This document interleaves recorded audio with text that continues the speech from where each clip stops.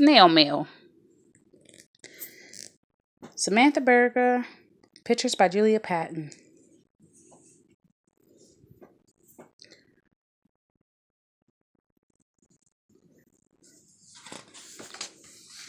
Snail Mail. A long time ago, but really not that long, before email and texting, clicking and sending, mail was delivered in a much different way. A much slower way. It was called snail mail.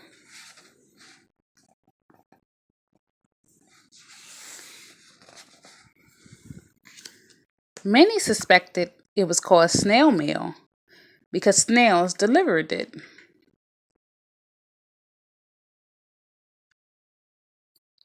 Snails like Dale Snail, Gail Snail, Colonel Mikhail Snail, and Umberto.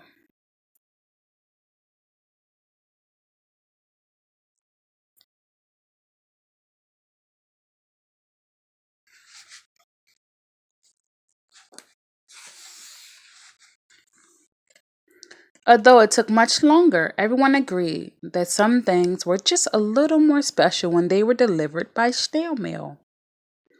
Things like birthday cards, notes to Santa, postcards, and love letters.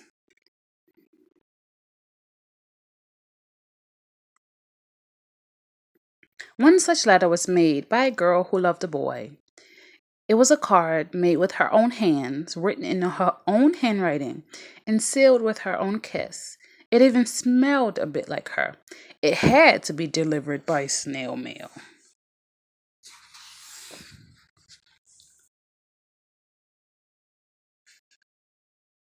The letter had a long, long way to go.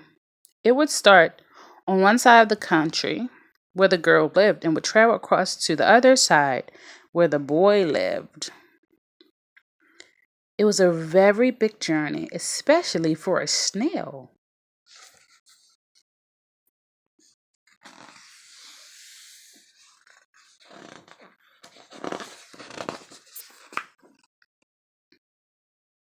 They knew it would be a challenge, but there were many risks. But when they saw the girl's face as she mailed her letter, they knew they had to try.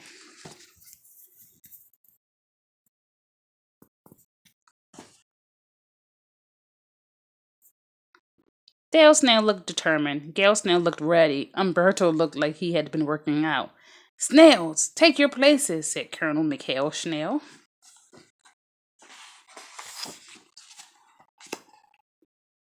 The four snails each slithered underneath a corner of the envelope and carefully lifted it up, barely. On your marks, get set, go, commanded Colonel Mikhail Snail. It was a slow-mo go. Slowly, slowly, slowly. They inched forward. Remember the snail mail promise, said the colonel. Neither rain nor snow, nor heat, nor hail will stop a snail from bringing the mail.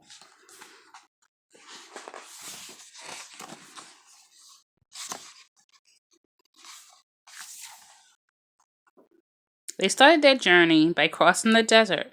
There was bright golden light in the day and a sea of silver stars at night. There were spiky, prickly plants and giant building block rocks. The envelope kept them shaded from the hot sun and protected them from all kinds of curious creatures.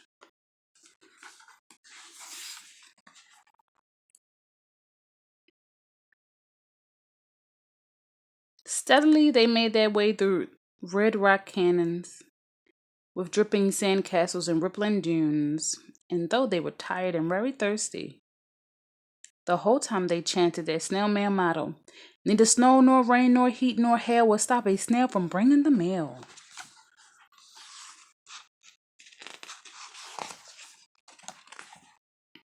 Next, they trekked over vast mountains and through thick pine groves, past shimmering cool lakes and sweet green meadows, and every day they saw a rainbow, sometimes even a double rainbow. The sunsets here were so breathtaking. Even Colonel McHale had tears in his eyes, but he insisted it was only allergies.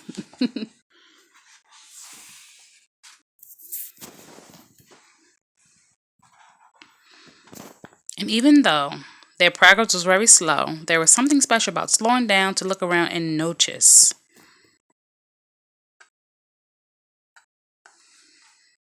What an amazing place the country was.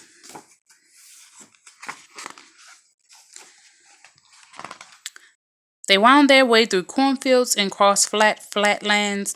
They used the envelope to surf on the wind and to catch rides with the sparrows.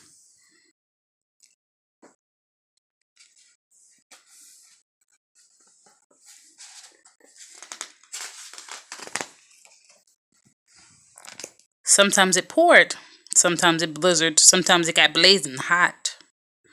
Sometimes it pelted ice. Sometimes it did all of those things in one day, but the snails were determined to deliver the mail. And finally, in a giant city, down a narrow street filled with numbers and letters and sounds and smells and hawking and beeping, the snail mail found the boy.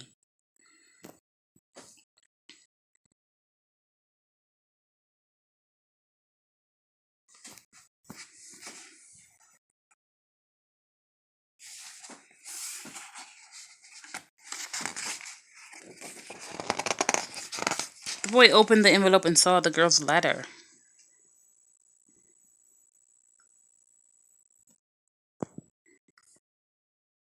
He saw it was made with her own hands, written in her own handwriting, and sealed with her own kiss. It even smelled a little bit like her. When the snail saw the boy's face as he opened the letter, they knew their journey was worth it.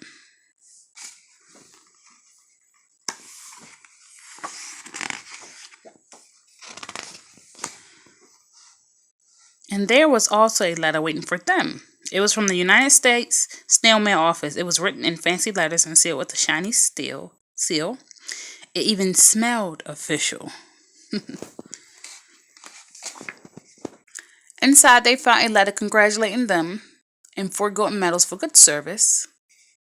It was something they could have only gotten through snail mail.